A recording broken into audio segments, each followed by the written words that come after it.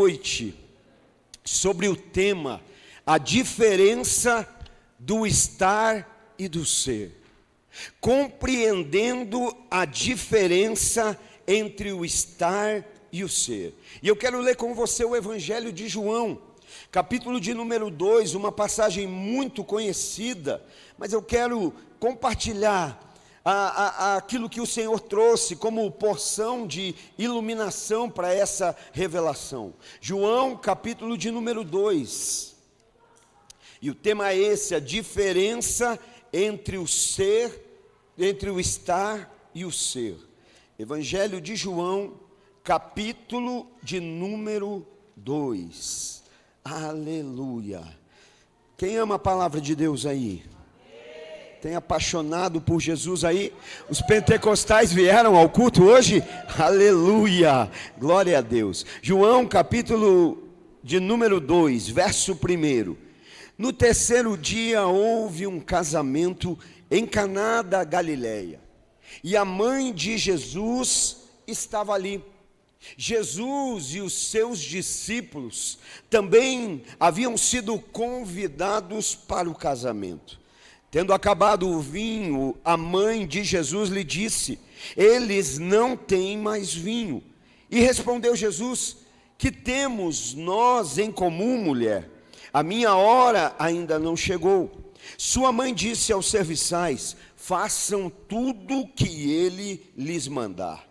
Ali perto havia 6 talhas de pedra, do tipo usado para a purificação dos judeus. Em cada pote cabiam entre 80 e 120 litros. Disse Jesus aos serviçais: encham os potes com água, e os encheram até a borda.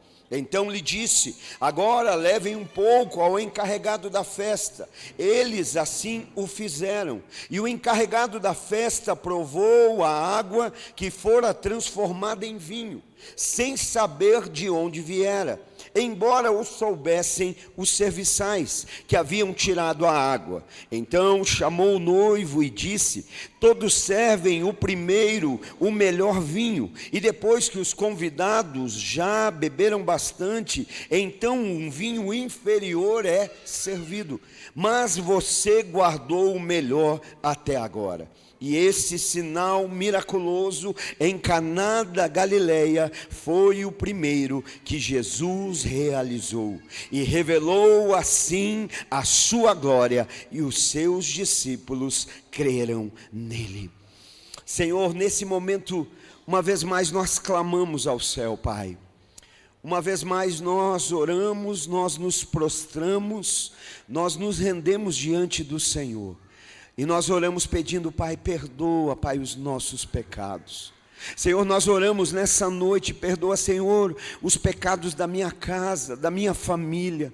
Nós oramos nessa noite: Senhor, perdoa os pecados da tua igreja, Senhor.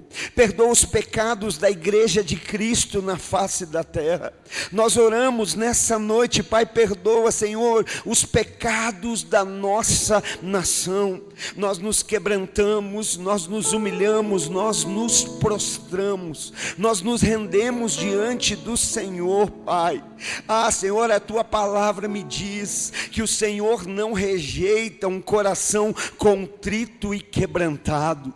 Por isso nós cremos que o quebrantamento, a prostração é o melhor caminho da adoração. É um coração rendido, entregue, por isso nós nos prostramos. Talvez nós gostamos tanto de saltar e pular, mas o que a tua igreja precisa é se prostrar, é se dobrar, é se quebrantar diante da tua presença. Por isso nós reconhecemos o quanto nós precisamos do Senhor. Eu oro nessa noite mais do que nunca. O Senhor sabe da minha necessidade, o quanto eu preciso do Senhor. E nós pedimos que o Senhor cumpra aqui nessa noite a tua vontade, o desejo e o propósito do Senhor se cumpra, e que essa palavra não volte para o Senhor sem antes cumprir o propósito que lhe apraz. É o que nós oramos em nome de Jesus, amém.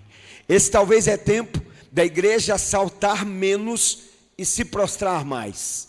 Talvez esse é tempo, né? A gente gosta de saltar, de pular, mas Deus está chamando a gente para um tempo de arrependimento, para um tempo de prostração, um tempo de se ajoelhar. E eu quero falar nessa noite, nesse tema, para nós olharmos para dentro da nossa vida, para nós olharmos cada um para o nosso coração e entender se nós compreendemos a diferença que existe entre Jesus estar em um lugar e Jesus ser.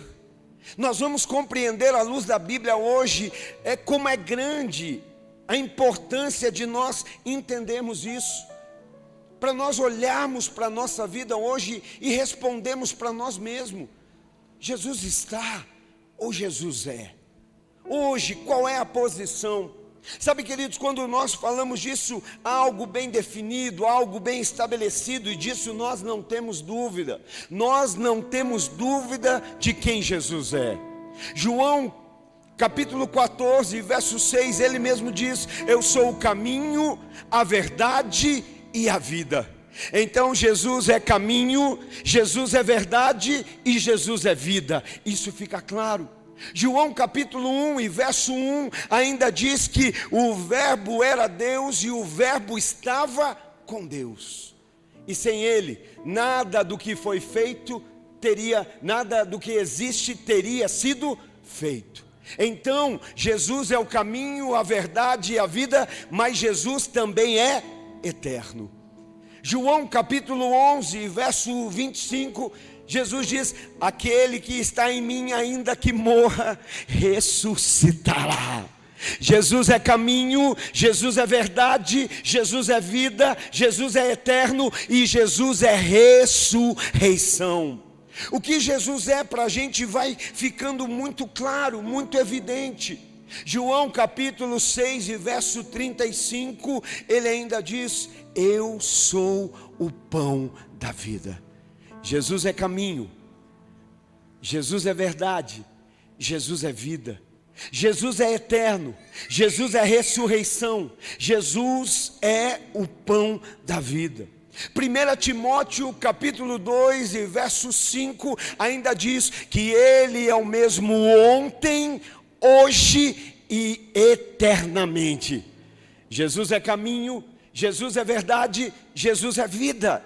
Jesus é eterno, Jesus é ressurreição, Jesus é o pão da vida, Jesus é imutável.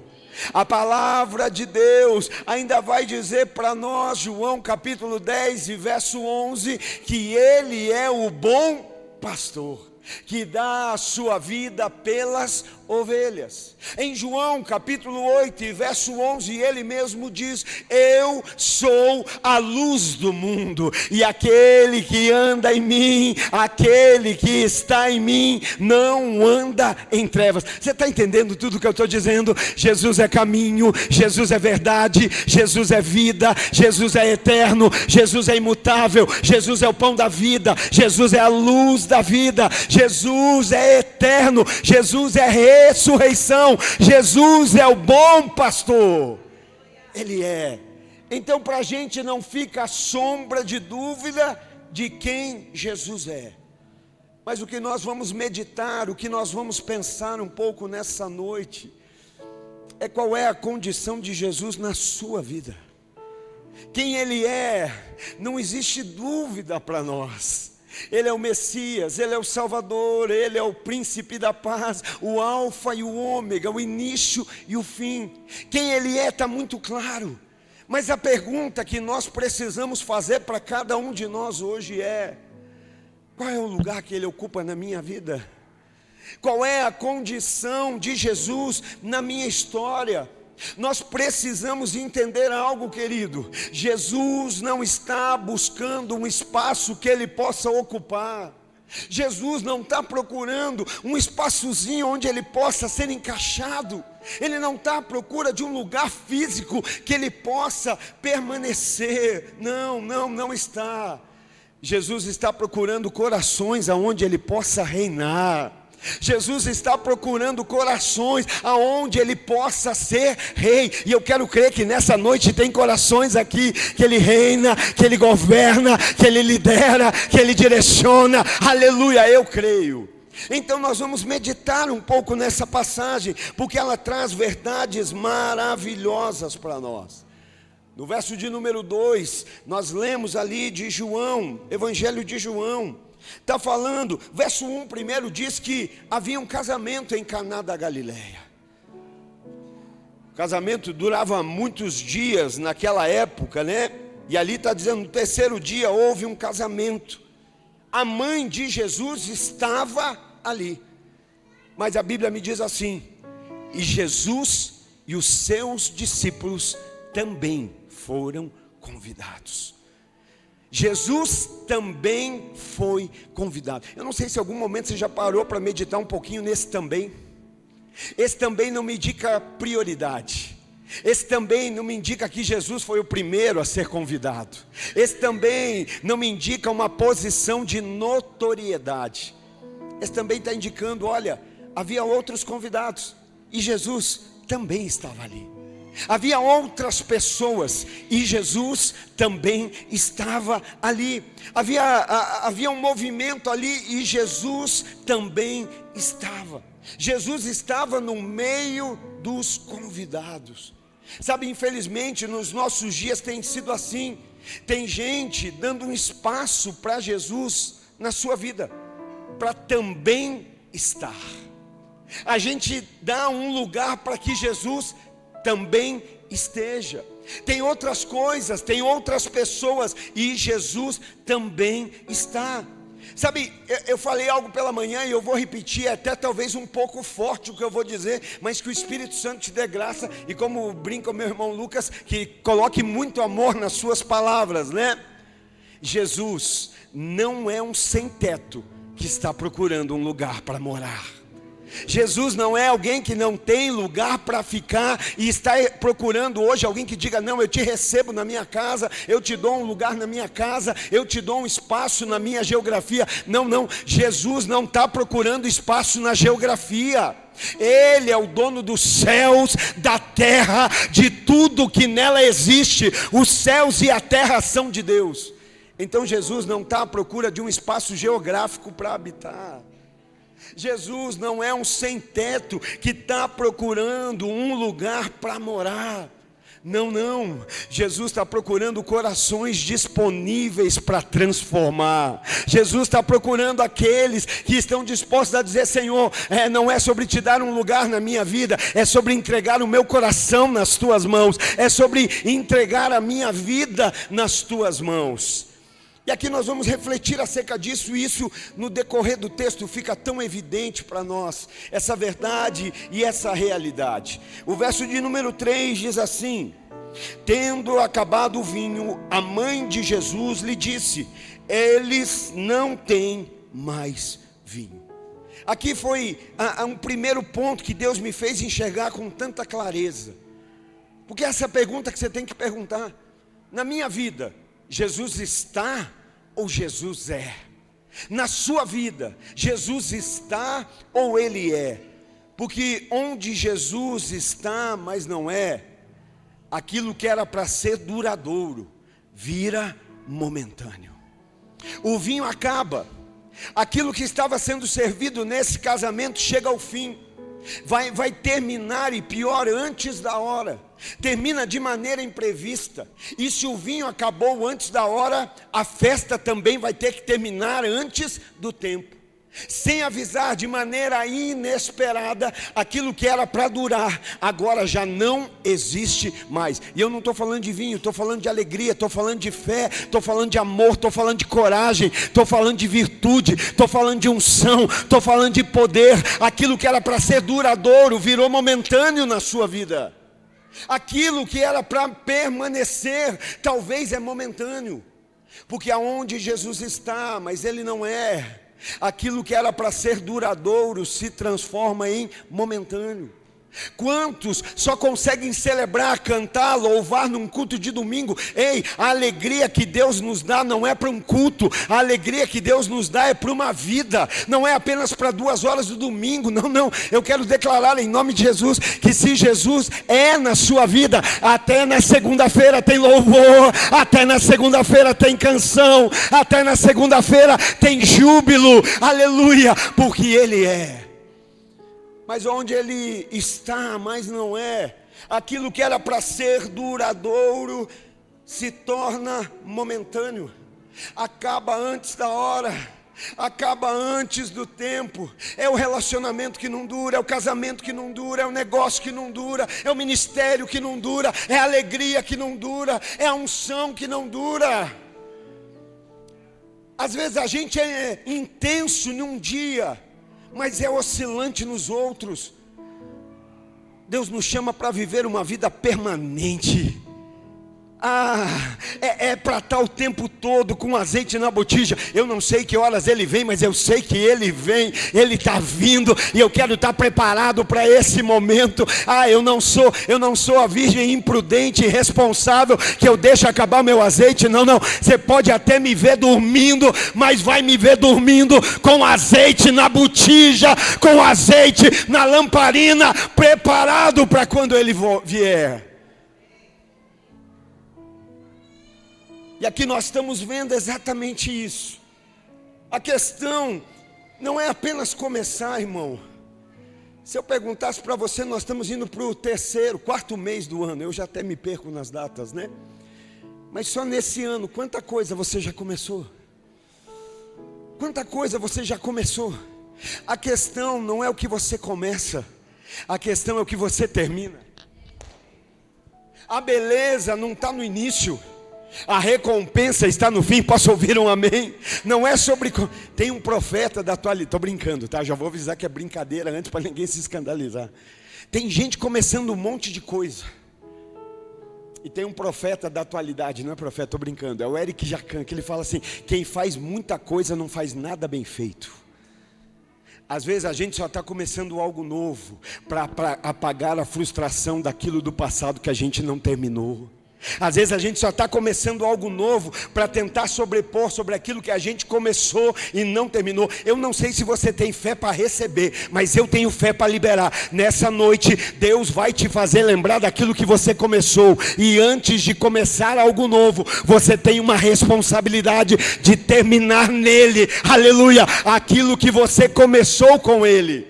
Porque eu creio, a minha Bíblia diz que Ele é fiel para completar a boa obra que Ele iniciou, até o dia da volta de Cristo Jesus. Sabe qual é o problema de quem começa coisa nova para esquecer a frustração do passado?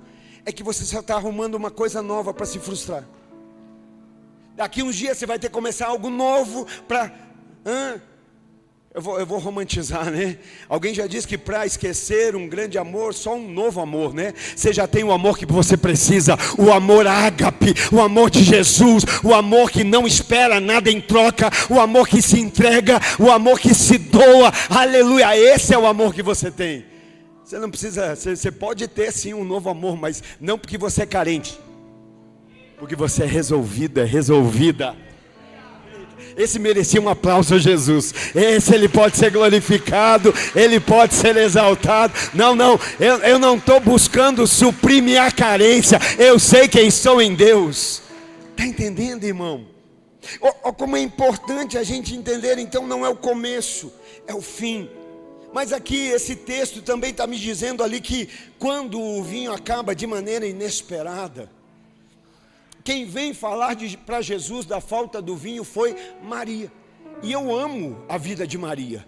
Uma mulher abençoada, graciada. Deus achou graça, né? Maria achou graça diante de Deus. E é Maria quem chega para dizer: olha, eles não têm mais vinho. E sabe o que isso me ensina, irmão?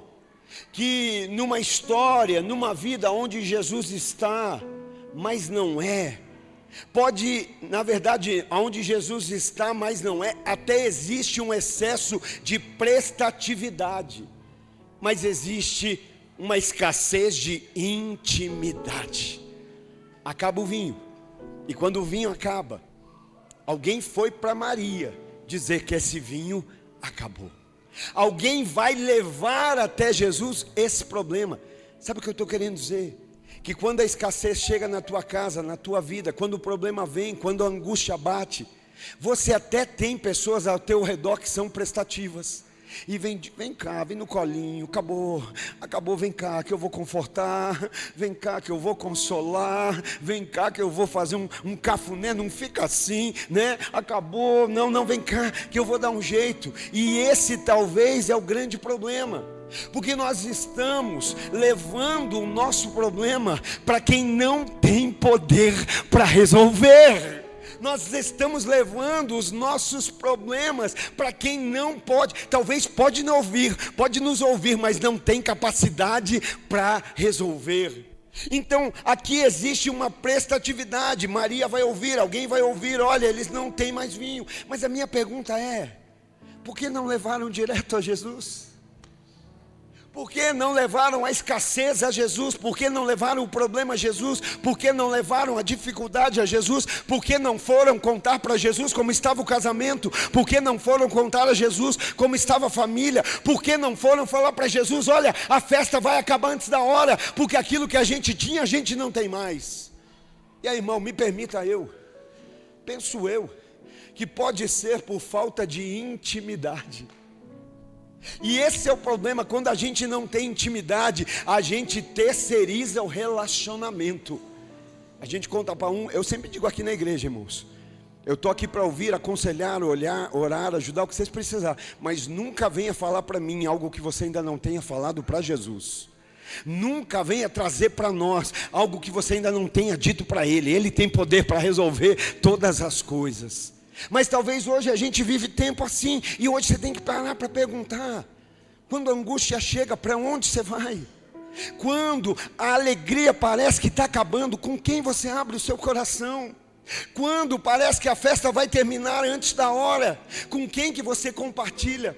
Quando parece que os planos de Deus não estão se realizando na família, com quem você abre o seu coração? Eu tenho uma palavra da parte de Deus hoje: para de terceirizar o relacionamento. Aleluia, glória a Deus. Deixa eu te dizer, Jesus está na cruz, aleluia, Ele vai entregar o Espírito ao Pai. A Bíblia diz isso, João 19:30, e tendo entregue o Espírito ao Pai, disse, tetelestai, está consumado. E o véu do templo se rasgou de alto a baixo. Não, você não entendeu, eu vou te explicar. Hoje você não tem desculpas para não viver uma vida de intimidade. O véu se rasgou. A Bíblia diz que nós temos acesso, nós podemos entrar de maneira ousada diante do trono da graça de Deus. Está entendendo? Não há impedimento. Talvez o que há é falta de interesse, mas impedimento não há. O véu se rasgou. Por isso para de terceirizar um relacionamento que Jesus deixou o céu, deixou a glória, veio para a terra para nos dar esse acesso. Então talvez hoje as pessoas estão vivendo assim, leva para um, leva para outro, porque talvez a gente não quer ouvir. Sabe, às vezes a gente fica pedindo muita opinião, e sabe o que eu tenho aprendido com isso? Que quem pede muita opinião não quer uma saída, só quer alguém que concorde com o seu ponto de vista. Quem fica pedindo opinião para um, para outro, e vou falar, todo carente conhece outro carente, todo ferido conhece outro ferido, mas Deus não te chamou para andar ferido, Ele já te curou na cruz, aleluia. Assim como o ferido anda com ferido, curado anda com curado para curar, aleluia. Está entendendo?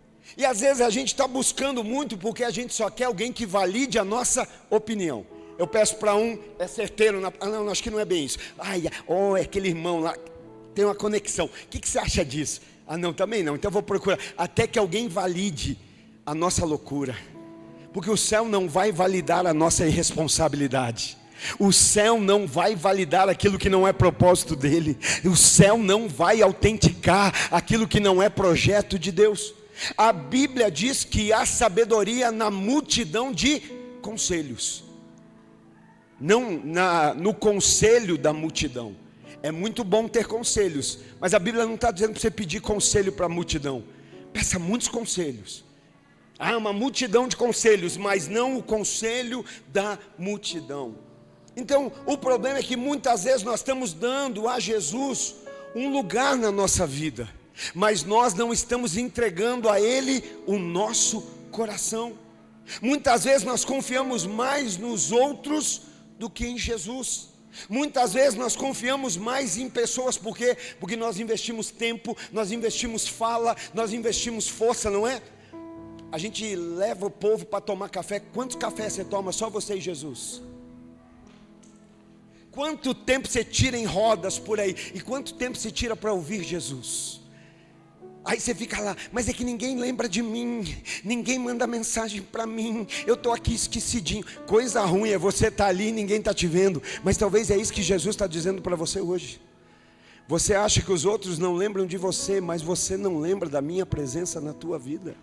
Você fica esperando hoje aí, ninguém mandou nem um zap hoje que eu precisava de um zap, hoje que eu precisava de uma mensagem, ninguém mandou, ninguém esqueceu, ninguém se lembrou de mim, todo mundo esqueceu. Irmão, você esqueceu que aqui tem milhares de zap para você. Você fica esperando uma mensagem nova, mas você esquece da mensagem que já foi escrita. Tem mensagem de Deus para você aqui, tem mensagem dele dizendo: eu sou o teu pastor e de nada você vai ter falta. Eu sou o teu Deus e operando eu, ninguém pode impedir. Aleluia. Se eu estou com você, quem pode ser contra você? Tem mensagem dele aqui para você que diz: eu sou rejeitado, eu sou esquecido, eu sou deixado de lado. Mas ele vai dizer aqui: ainda antes que você tivesse forma no ventre da sua mãe, eu já ia escrevendo em um livro todos os dias da sua história.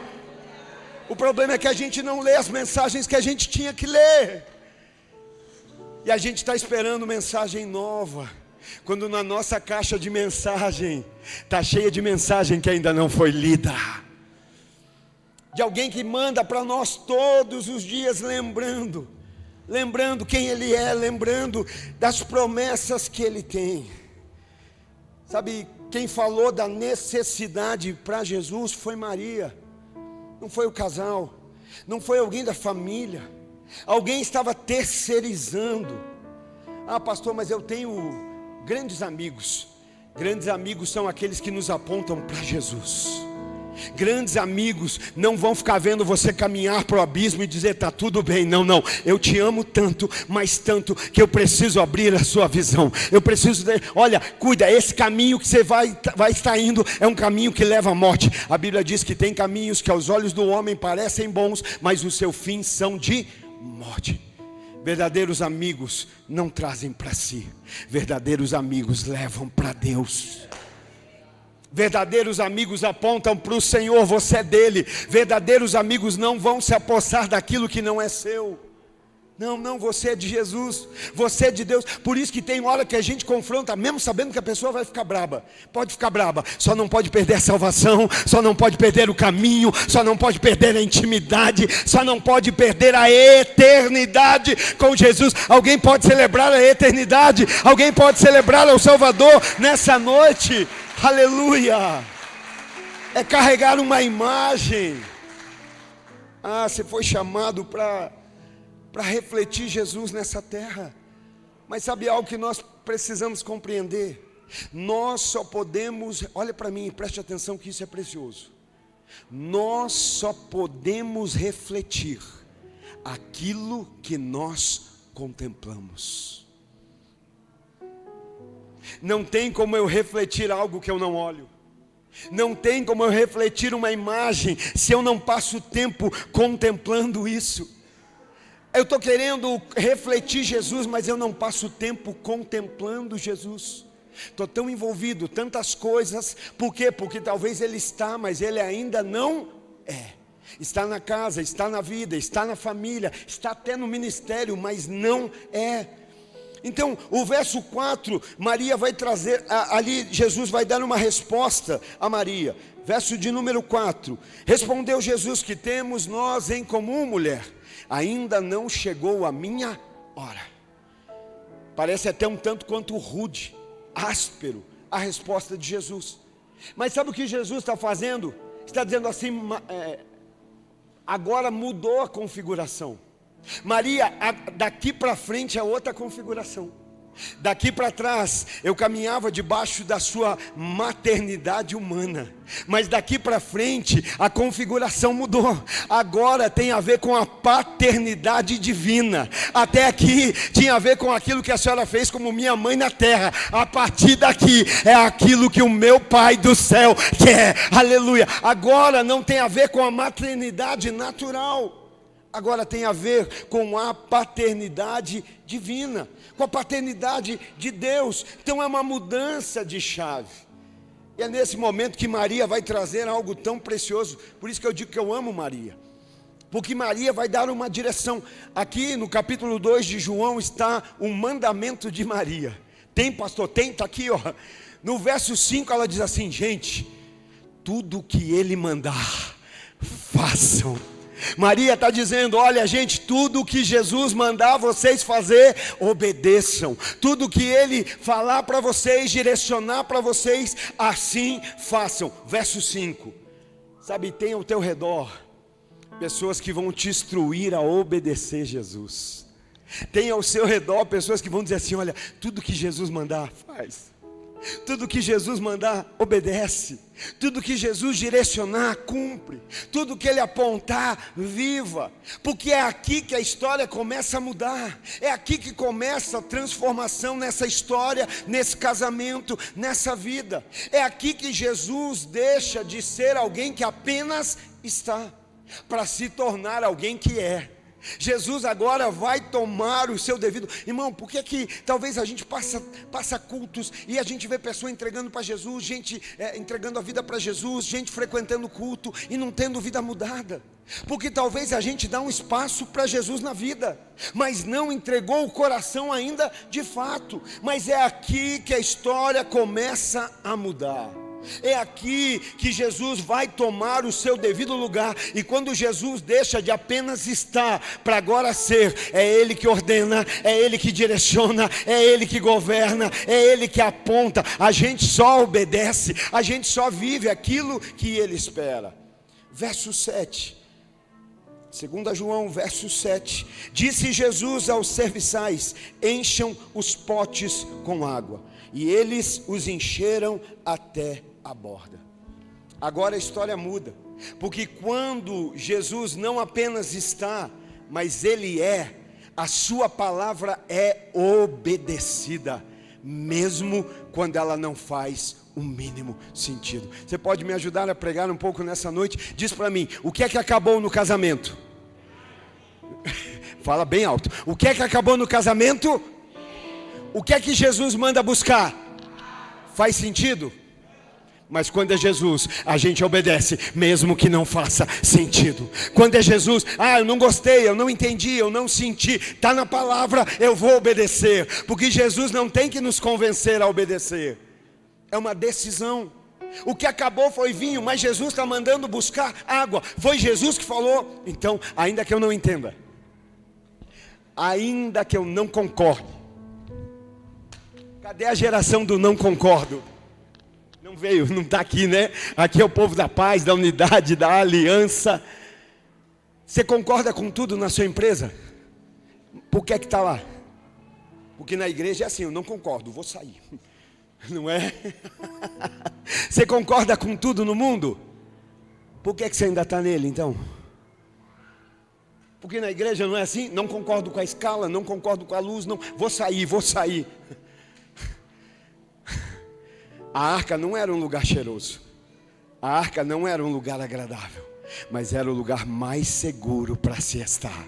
Porque fora da arca só havia morte, só havia caos. Você está entendendo? Você só fica dizendo que está desconfortável aqui porque você ainda não tem uma dimensão real de lá. Porque talvez Jesus só está, mas ainda não é. Mas quando você entende, você vai dizer: olha, não é cheiroso, tem uns animalzinhos dentro da arca, mas ainda é o lugar mais seguro para se estar. Nela eu estou salvo.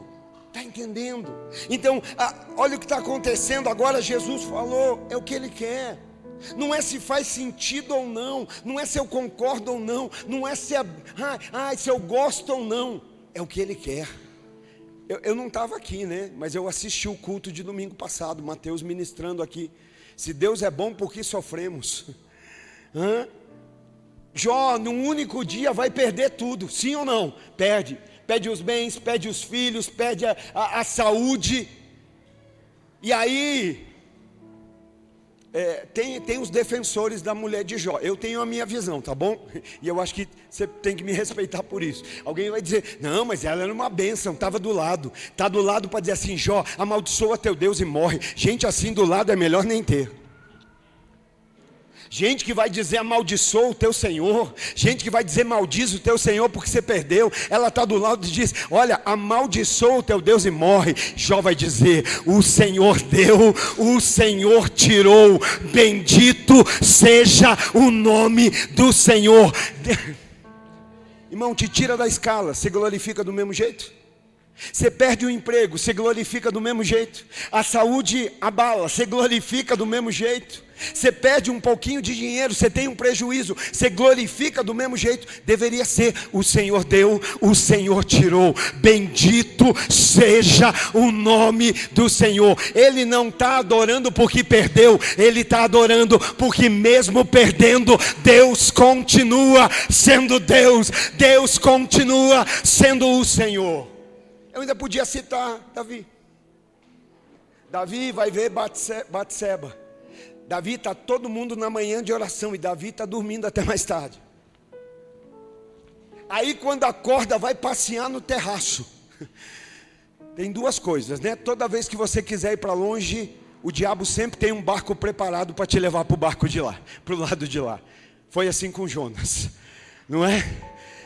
Eu estou querendo ir para longe de Deus. O emissário do diabo já diz, passagens gratuitas nessa manhã, para ir para mais longe de Deus.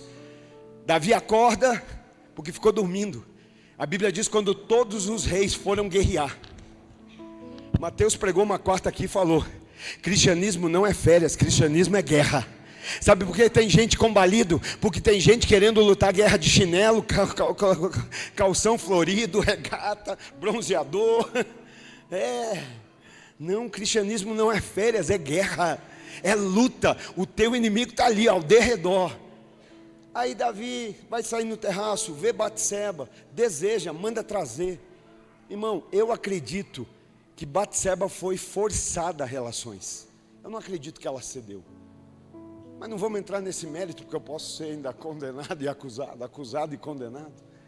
Mas Davi vai adulterar, ela vai engravidar, você lembra a história? Vai mandar matar o marido, que é seu soldado e soldado fiel.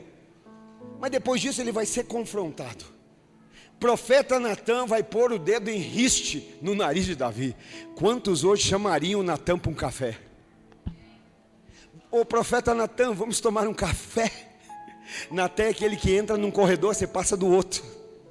Natã é aquele que está vindo de um lado, você atravessa de rua, não é? E vem ali, ó. Natã chega para Davi e diz, olha Davi, deixa eu te contar uma historinha. Havia um homem que tinha muitas cordeiras. E havia um outro que só tinha uma só. E aquela cordeira era tão estimada por ele, que ele colocava ela na cama para dormir com ele. Mas um dia o homem que tem muitas cordeiras recebe uma visita. E ele resolve pegar a cordeirinha daquele outro para servir. Porque infelizmente existe gente assim, que mesmo tendo, usa do outro para servir, usa o que o outro tem para servir. É naquele momento que Davi é tomado de indignação, e ele diz, esse homem precisa morrer. E Natã é dos meus. Natã vai dizer, esse homem é você. Ei rei, meu Deus irmão, ele é rei. Já pensou você na posição de rei, tendo um batalhão ao teu dispor? O que é que você fazia com a cabeça do profeta? O que é que você fazia com a cabeça do profeta que denuncia o teu pecado? Você não é rei, você não tem guarda, mas muitas vezes você quer cortar a cabeça do profeta que denuncia o teu pecado. Mas deixa eu dizer, profeta que denuncia o teu pecado não quer ver a tua morte, quer ver a sua ressurreição. Profeta que denuncia a treva na tua vida não quer ver você parar, quer ver você avançar. Davi é confrontado e ele não deseja decapitar a cabeça do profeta. Oh Senhor, pequei contra ti. Eu pequei. Tira o trono, tira a coroa, tira o ministério, tira tudo, tira o microfone, tira o instrumento, tira o crachá, tira tudo. Só não tira de mim a tua presença. Só não aparta de mim a tua presença. É nessa hora que vem uma palavra de graça sobre Davi. Davi, o Senhor está mandando dizer que Ele te perdoou. Porque Deus é bom. Porque Deus é gracioso. Davi, Deus está dizendo que Ele te perdoou. Mas tem mais. Mas Ele está dizendo que o menino vai morrer. Sabe por quê? Porque pecado tem consequência. Davi, o menino vai morrer. É nessa hora que sabe o que Davi faz? Davi vai se prostrar. Davi vai para o templo, se prostra, se dobra e começa a clamar ao Senhor. Davi está clamando, porque diz ele, quem sabe o Senhor me ouça e mude a sua sentença. Ele está clamando. Ele não come, ele não bebe, ele não troca de roupa. Ele fica ali. De repente os servos estão conversando e um diz para o outro, olha, o menino morreu. É nessa hora que Davi levanta a sua cabeça e diz, o menino morreu? E eles dizem, sim, o menino morreu. É nessa hora que Davi se levanta. A minha Bíblia diz que Davi toma um banho, porque Davi está tirando, perdão da expressão, mas eu preciso dizer, Davi está tirando a caatinga do passado, Davi está tirando o mau cheiro do passado, Davi está tirando o cheiro impregnado de morte. Davi levanta, toma banho, troca de roupa, Davi se alimenta. E para onde Davi vai agora? Vai para as redes sociais dizer que Deus é esse, que me perdoou, mas meu filho morreu. Davi vai para o Instagram se revoltar. Não, olha lá, que Deus é esse que prega graça, mas que traz a morte. Não, a minha Bíblia diz que Davi toma banho, aleluia, que Davi troca de roupa, que Davi se alimenta e que Davi vai ao templo adorar ao Senhor. Davi não adora porque o menino morreu, Davi adora apesar de o menino ter morrido. O que é que você perde que já não quer adorar mais? O que é que te tira? Não vou mais para o templo. Não vou mais, perdi minha razão para ir. Não, a razão para ir não é o que você faz para Deus. A razão para vir é o que Deus fez por nós. É o que alguém aqui recebeu algo de Jesus. Alguém aqui, Jesus fez algo por você. Você está aqui não para fazer algo para Ele, mas você está aqui para celebrar a Ele por aquilo que Ele fez. É sobre isso. Pode me tirar, tira a coroa, tira o trono, tira tudo. O que me faz vir é a alegria da salvação. É saber que o Senhor é presente. Devolve o Senhor. O Senhor vai fazer queimar em corações hoje aqui de volta a alegria da salvação. Meu irmão, vamos lá, vamos para o culto. Tem que ir, né? Ontem o irmão pregando aqui falou, pastor, pessoas decididas, você não precisa ficar dizendo, gente, vem, mandando o zap para dizer, vem para o culto, né? Vem para cá. Não precisa, irmão. Nós precisamos ser como o salmista. Alegrei-me quando me disseram, vamos à casa do Senhor. Vir à casa do Senhor não é obrigação, não. É intimidade. A gente deseja. Então aqui ele e ele está dizendo, olha gente, está vendo essas talhas? Essas talhas ali que cabiam entre 80 a 120 litros, eram usadas para as purificações dos judeus. Algo que era usado em cerimônias religiosas. E aquilo que é usado em cerimônia religiosa, nesse momento mais importante, está o quê? Está vazio. Não tem nada. Por isso Jesus vai dizer, gente, vamos usar isso aqui, que é das cerimônias religiosas, mas vamos encher. Eu creio que hoje Jesus quer transformar da água para o vinho. E isso é Ele quem faz. Mas quem apresenta algo cheio para Ele somos nós. Porque às vezes a gente está dizendo, Jesus transforma, Jesus muda, Jesus muda da água para o vinho. E Ele está olhando para dentro e dizendo, mas transformar o quê? Você está me apresentando nada e quer que eu transforme o nada? É isso mesmo que você está pedindo? É isso que você me apresenta e é isso que você quer que eu transforme? É aí que está a tua fé? É aí que está a tua esperança? Então Jesus está dando uma direção. Porque agora, quando ele é e não apenas está, o que ele fala não é uma sugestão, agora é uma ordem. Quando Jesus fala, não é um conselho, não é, eu vou pensar se faço ou não. Se Jesus falou, eu escolho obedecer, porque Ele não apenas está na minha vida, Ele é o Senhor do meu coração. Então é para obedecer, não é se faz sentido, mas quando Ele fala, é para ser obedecido. Jesus manda buscar água, não era o que acabou, era o vinho, mas Ele manda buscar água. Sabe por que Ele manda buscar água? Porque o milagre não está naquilo que o homem traz. O milagre está naquilo que Jesus faz, naquilo que você apresenta para Ele. O milagre quem faz não é você que traz. Não, olha, vai lá e busca vinho. Vinho é a solução. Não, não, busca água, traz água. E aquilo que você apresentar diante de mim, eu realizo o milagre. Você está entendendo? O milagre não está naquilo que o homem pode trazer. O milagre está na presença de quem está aquilo que o homem trouxe. Vou falar devagar que você dispersou e você não entendeu. O milagre não está naquilo que o homem pode trazer. O milagre está naquele que está diante daquilo que você trouxe.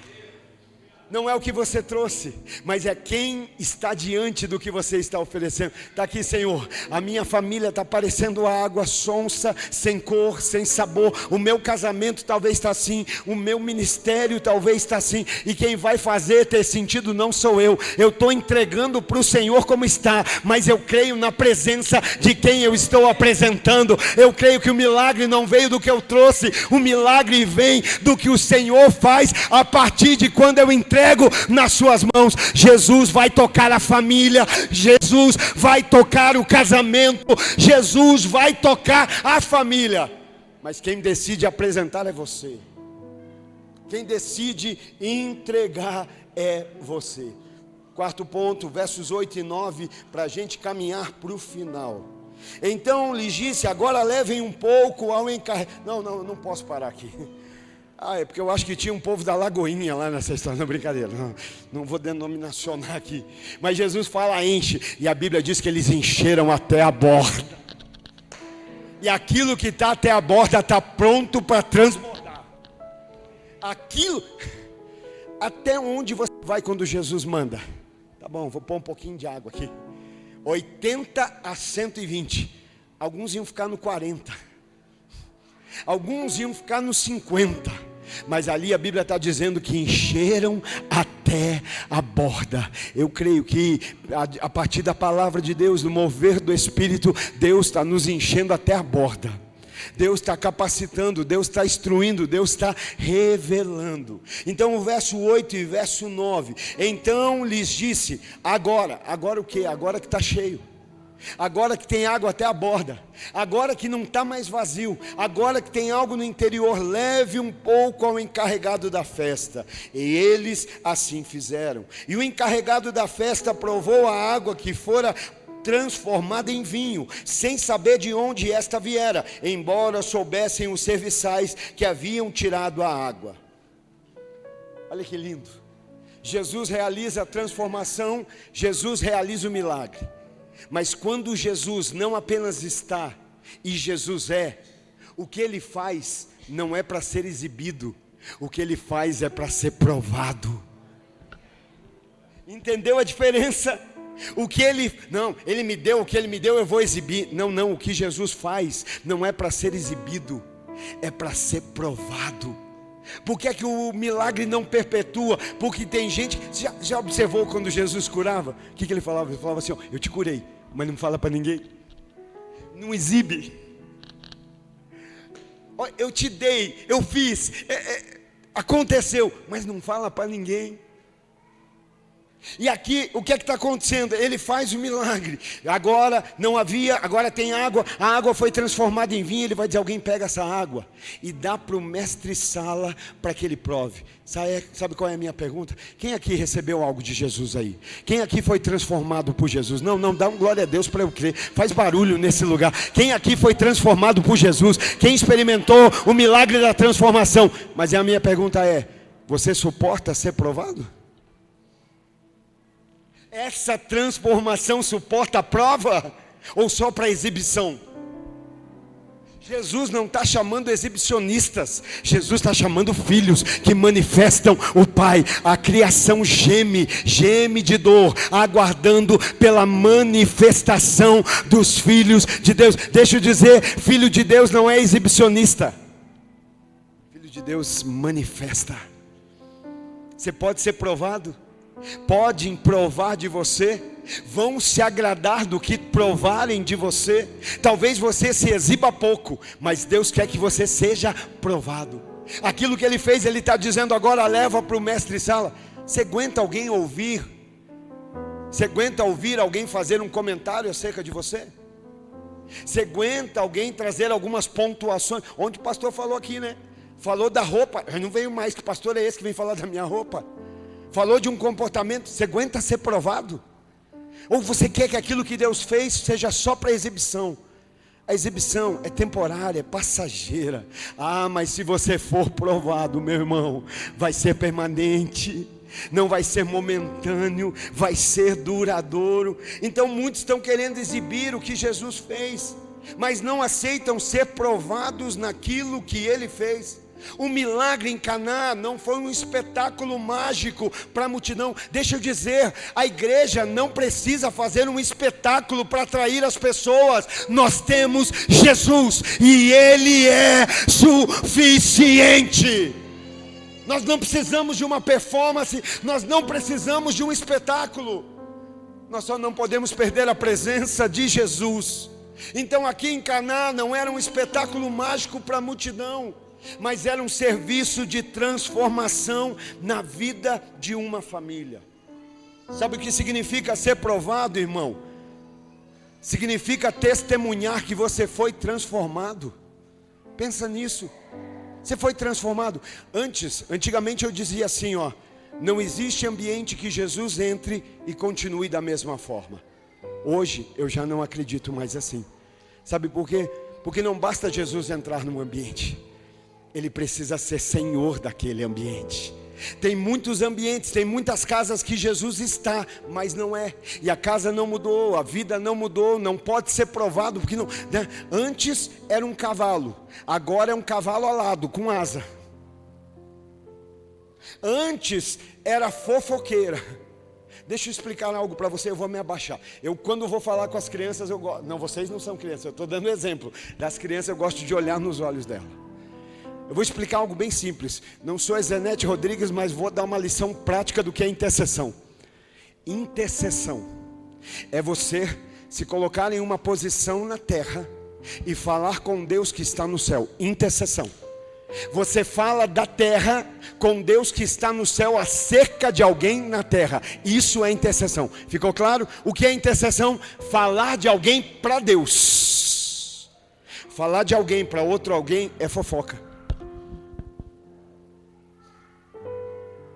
Não chame de intercessão aquilo que é fofoca. Está entendendo? Quer interceder? Intercede diante de Deus. E sabe por quê, irmão? Você sabia que uma fofoca faz alguém que antes amava agora odiar?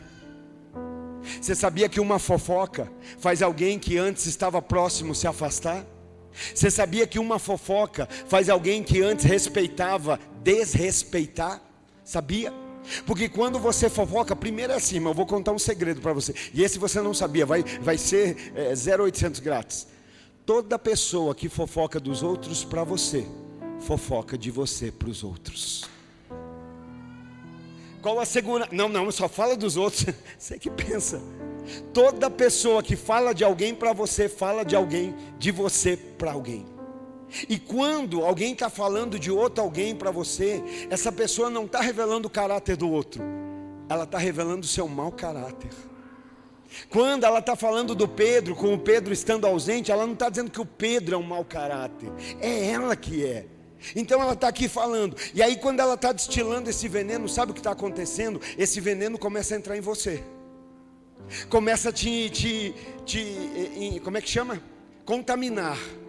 Começa a te contaminar. Então a fofoca vem, você dá ouvido, você fala, eu só ouvi. Nós temos um bom pastor que derrama o azeite sobre a cabeça da ovelha. E esse azeite corre no ouvido, sabe por quê? Porque se um inseto entrar no ouvido de uma ovelha, ela fica doida. Tem ovelha doida no meio do aprisco, que fica dando ouvido para qualquer zumbido, aí fica batendo cabeça. Mas tem um pastor que unge a tua cabeça com óleo, e o inseto não vai chegar, o inferno não vai chegar, não vai ter demônio que vai ter lugar. Deixa eu te dizer, o teu ouvido não é lixeira, o teu ouvido não é lixeira, o teu ouvido não é depósito de lixo. Então enquanto você está aqui dando ouvido, aquele mal que a pessoa carrega no coração está te contaminando, porque é isso que a fofoca faz. Mas e a intercessão? Quando você dobra o joelho, e a minha Bíblia diz assim: não ore apenas pelos que te amam, orem por aqueles que te odeiam. Não orem pelos que falam bem de vocês, orem pelos que te maldizem.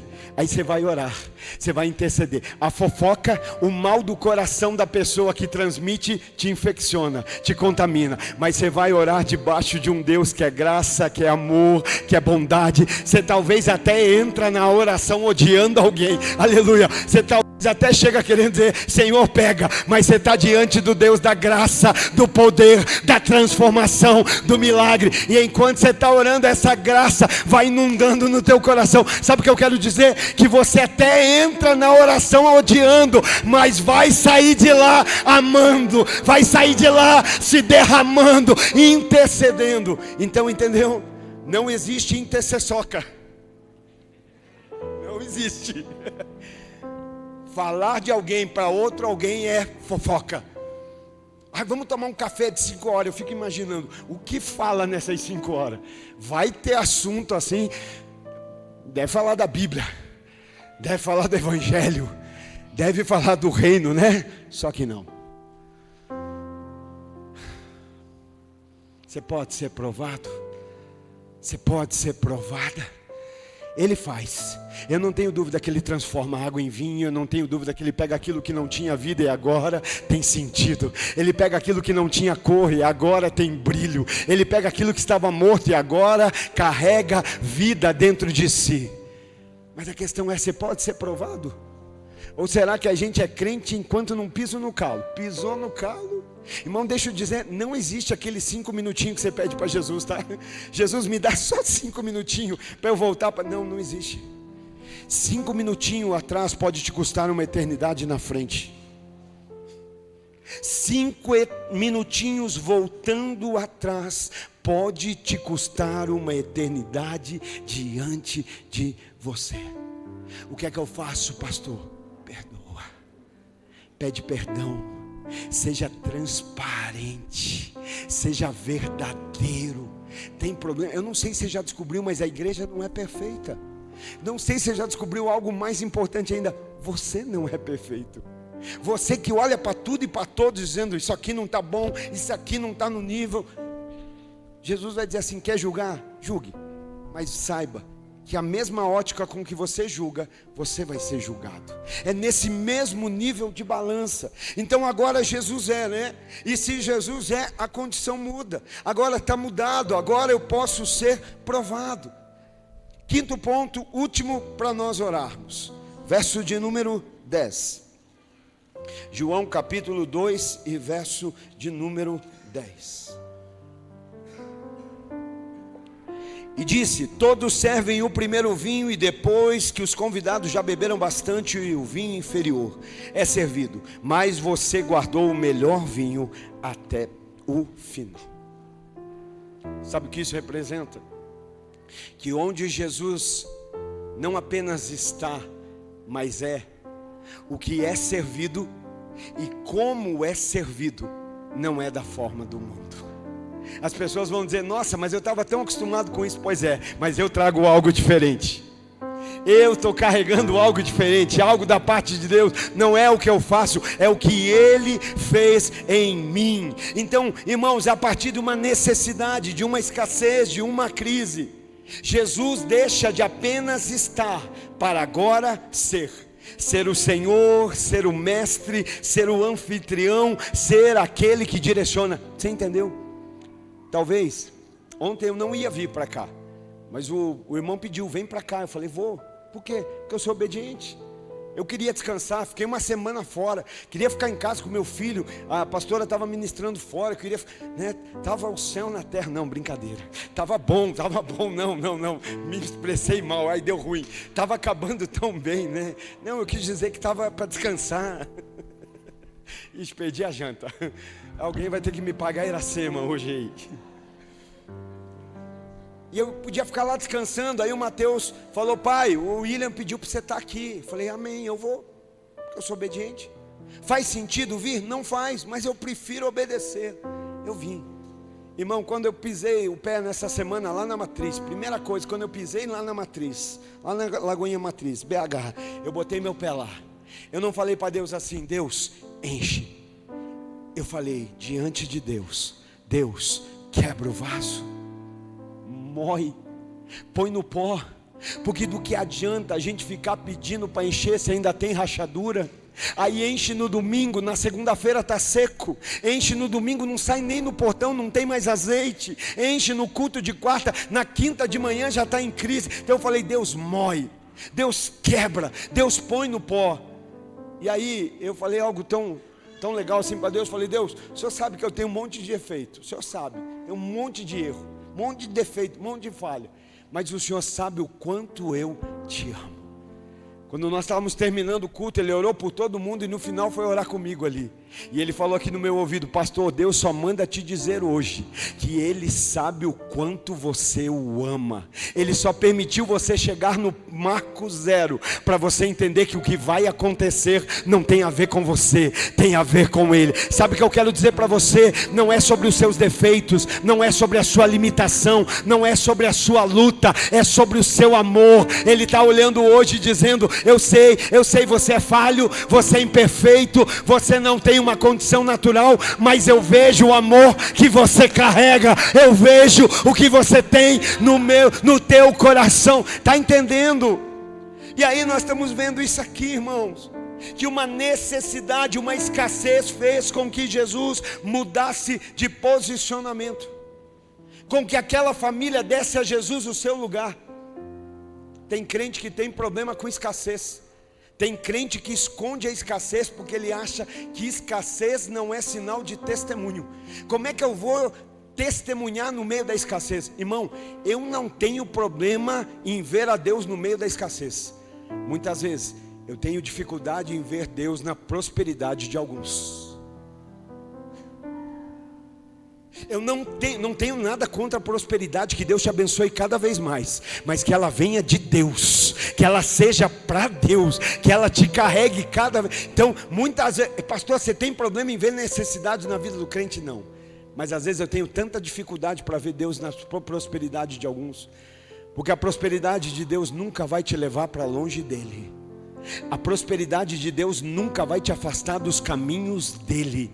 A prosperidade de Deus nunca vai te afastar da presença dEle. Você pode ir ficando de pé. E agora Cristo não apenas está, agora Cristo é. E agora que Cristo é, o que havia acabado volta a existir. Agora o casamento não acaba antes da hora, a festa não termina antes da hora. E verso 11: esse sinal miraculoso em Caná da Galileia foi o primeiro que Jesus realizou e revelou assim a sua glória, e os seus discípulos creram nele. Teve provisão, teve milagre, teve transformação, porque Jesus agora não só está, agora Jesus é. E tudo que aconteceu, quando Jesus não apenas está, muitas vezes a gente quer que Jesus esteja para que Ele faça o que a gente quer, mas quando Jesus é, a gente faz o que Ele quer. E quando a gente faz o que Ele quer, a Bíblia diz: e o nome dEle foi glorificado. É para a glória dEle, é para o louvor dEle, é para que Ele seja bendito. O vinho agora não era apenas para manter a festa. O que é que acabou na tua vida? Quem sabe foi a alegria, quem sabe foi a coragem, quem sabe foi a fé, quem sabe foi a esperança. Ele hoje te dá alegria, Ele traz renovo de fé, Ele traz renovo de esperança. Pastor, para quê? Para que não acabe a festa? Não, muito mais, para que através da sua vida o nome dEle seja glorificado. Porque Jesus não deseja que você tenha apenas um relacionamento social com Ele, mas espiritual. Não apenas uma relação momentânea, mas uma relação eterna. No nome de Jesus. Quem recebe essa palavra?